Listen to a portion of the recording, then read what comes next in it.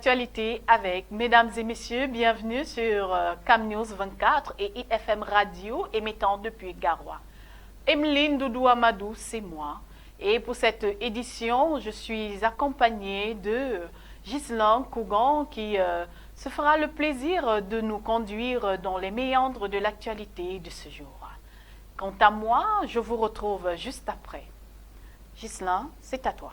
La nouvelle expression pour démarrer, nord-ouest, la violence s'intensifie. La peur s'installe de plus en plus dans toutes les localités. Un homme a été tué et un véhicule incendié à Bamenda lundi dernier dans un climat de terreur et de tension accru. Cet incident qui survient moins de 24 heures après l'explosion d'un engin explosif improvisé à Batibo et qui a coûté la vie à un civil et blessé gravement 5 autres vient confirmer la dégradation continue de la situation sécuritaire dans les régions anglophones du Cameroun à 3 semaines de la présidentielle de 2025. Page 2 du journal La Nouvelle Expression. Pouvoir politique, aucun règne n'est éternel. Crise anglophone, le patrimoine culturel en péril. Bafoussam, elle tue son fils par erreur. L'invité Bataba Baimi, c'est à lire dans les colonnes du journal La Nouvelle Expression. Challenge Hebdo à la une, Tiroma Bello, le président national du FSNC, dénonce l'attitude égoïste et rétrograde du candidat de l'UNDP, un coup dur porté sur l'unité d'une opposition déjà fragilisée par des luttes de positionnement. L'auteur Chambrul nous dit Challenge Hebdo à la page 3. Hydrocarbures, le plan de sauvetage de la Sonara pour relancer la production en 2027, baptisé Paras 24, il a reçu l'approbation du dernier conseil d'administration.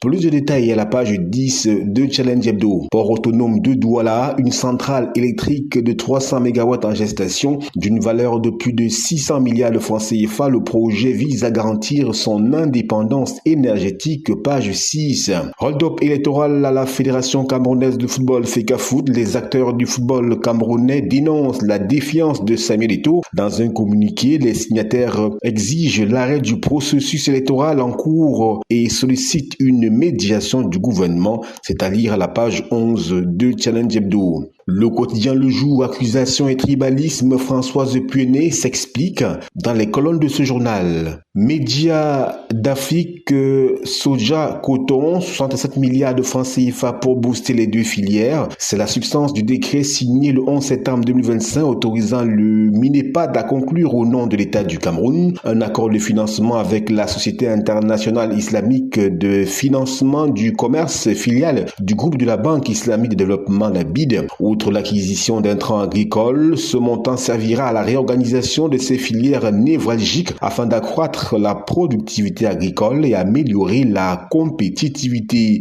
C'est à lire dans les colonnes du journal Médias d'Afrique. Econews à la une, 250 millions pour 5 communes modèles. Les communes d'Idenaou, de Nkambé, de Nyambaka, de Pété et de Délélé. Le journal La Lune, 67e anniversaire de l'assassinat d'Umpodol, l'opposition exemple. Innovation à la une, élection des conseillers régionaux de la Damawa, la candidature d'El Hadj Aboubakar rejetée. Ali Bachir aurait fait éjecter la candidature de El Hadj Aboubakar pour imposer le sien. Ngaoundéré, deuxième, le RDPC a retenu les candidatures de Ali Bachir et 2 dames. Page 2 du journal Innovation. Le firmament à la une présidentielle 2025, Paul Biya face aux incertitudes. S'il aborde le scrutin prochain avec des atouts solides, le président sortant doit également composer avec un certain nombre de défis politiques, sociaux, personnels. Ces fragilités pourraient influencer le cours de la campagne et l'issue du vote, page 7 du journal Le Firmament. Le grand titre à la une, Maurice Kamto, irrecevable au MRC, point d'interrogation, lors du changement et de l'alternance à la tête du parti, va chier. Expression économique, CDC, Paul Biya règle les arriérés de salaire pour 36 milliards de francs CFA. Selon les sources d'expression économique, en application des instructions du président de la République, ces ressources financières permettent de régler intégralement les salaires dus aux employés sur la période 2018-2022, page 11. Présidentielle 2025, le chantage par embuscade. Après avoir partagé le repas sur la table du prince sans laisser tomber les moindres miettes durant plusieurs décennies. Bello Bouba Maïgari et Issa Chiroma Bakari ne seraient-ils pas dans une dynamique politique beaucoup plus complexe et cynique que l'on imagine à travers l'instrumentalisation des populations du septentrion suite à la découverte d'importants gisements de pétrole, de gaz et d'uranium dans cette partie du pays dont ils ne peuvent qu'être co-responsables de la situation quasi dramatique qui est la sienne dans tous les domaines. Enquête et analyse de la rédaction à la page 3 du journal Horizon Nouveau Magazine. L'action à la une, élection régionale 2025, le RDPC aligne ses meilleurs atouts. La Commission nationale d'investiture sous la houlette de son coordonnateur Jean Couetier a sélectionné avec rigueur les meilleurs profils pour représenter le parti au scrutin du 30 novembre 2025. Pages 4 et 5 du journal L'Action. Maison du RDPC de Ngomenzap, le bijou architectural est fonctionnel. Le quotidien Réalité Plus, la une, élection présidentielle du 12 octobre, René Emmanuel Sadi exhorte la presse à être responsable et à jouer franc jeu. Mutation à la une, Gaga Manadi, Biya partira d'ici 2029. Candidat en 2004, 2011 et 2018, le président de l'ADD analyse les enjeux de la présidentielle de 2025 et se projette sur la transition au sommet de l'État du Cameroun. Page 7 du quotidien Mutation. Toujours avec Mutation, présidentielle Ngala Gérard, apôtre de la paix, page 6.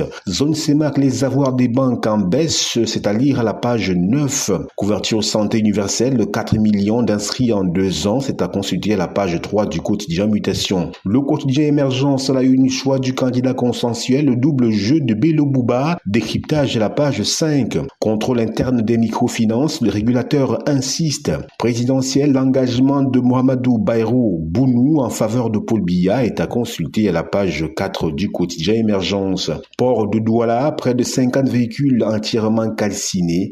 Page 8 pour lire toute cette désolation. L'info à chaud à la une, appel à la haine politique et communautaire dans le département du Oncam. Camto appelle Paul Biya et le RDPC à se désolidariser des propos de la sénatrice Françoise Puené. C'est à lire à la page 12 du journal L'info à chaud. L'indépendant à la Union Infumo, l'excellence scolaire primée. Le quotidien L'économie, entreprises et établissements publics, les postes vacants affectent la compétitivité. Ils sont nombreux, ces PCA, DG et DGA décédés et qui ne sont pas remplacés jusqu'à ce jour. Page 3 pour plus de détails. Marché financier, de nouvelles mesures de la COSUMAF pour lutter contre le blanchiment des capitaux. Page 7 du quotidien L'économie. C'est tout pour le tour d'horizon de la presse écrite. Emeline Doudou Amadou, c'est à vous. Voilà, vous êtes désormais informés sur l'actualité au Cameroun et ailleurs. Merci de nous avoir suivis et restez en compagnie de nos programmes sur CamNews 24 et ITFM Radio, émettant depuis Garoua. À bientôt.